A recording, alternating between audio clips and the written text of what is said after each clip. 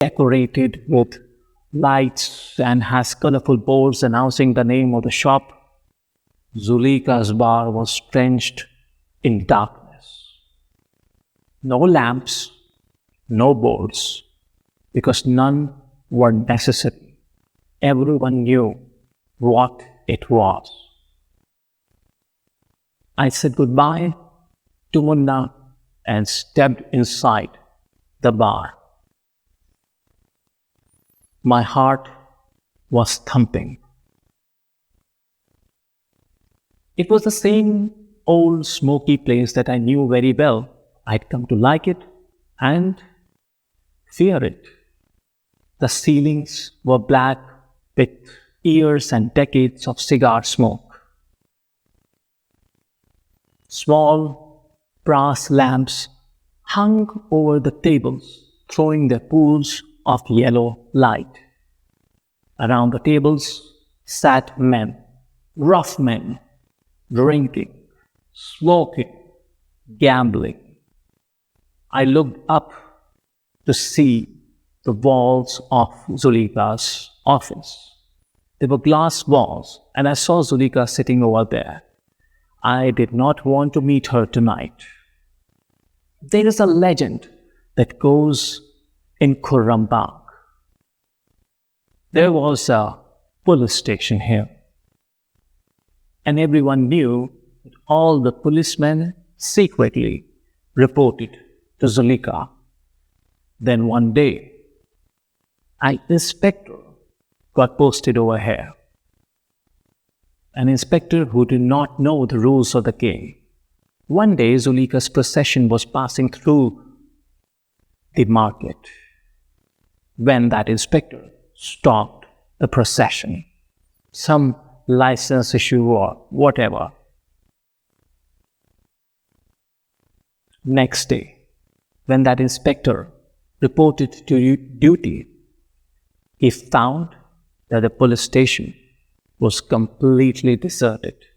No one had come. No constable, no guard, no one to even file a complaint. No one. He stepped out into the street. No one. Even the street was empty. Someone came running. "Your home is on fire." The inspector panicked, rushed home to see if everything was all right. Everything was fine. No fire. His family was surprised to see him. They were completely safe. The inspector thought someone had played a prank on him. He came back to the police station angrily, only to find out that it had burned to the ground. To this day, the ruins of that police station are still there. No one has cleared it, and there has been any other police station in Khurrambagh since then. Inside Zuleeka's bar, I looked over at the bar counter where I recognized the group who was standing over there. They were quite the bar regulars. How can I describe them politely? Lush drunks. They came every night to get drunk. I walked over to them as they smiled at me and cheerfully waved at me. To the right, sitting was a woman who barely ever spoke. She was covered in rags, but during the day she scrounged enough money to drink and drink as much as 4 men.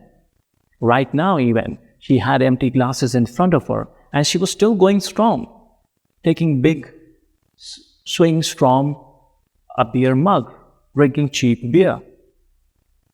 Others were workers from the nearby construction site, shopkeepers from the market, drivers of the horse carriages, disgruntled journalists, a completely eclectic group.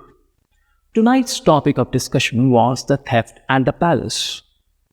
Before them lay a folded newspaper. The headline screamed, "Theft at the palace, burglar still at large." And beneath the headline was a large black and white grainy photograph which showed a man, apparently a thief, climbing over the fence. I knew that the incident would be reported in newspaper today. I had no idea that there was a photograph. I took the newspaper and I said, "Hey, what's this about the photograph? Since when did the guards have a camera?"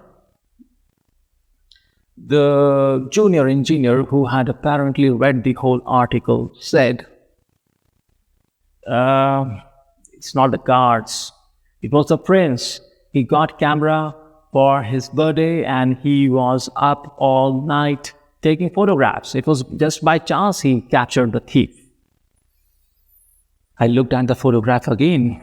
It was very fortunate that the photograph did not show the face of the thief.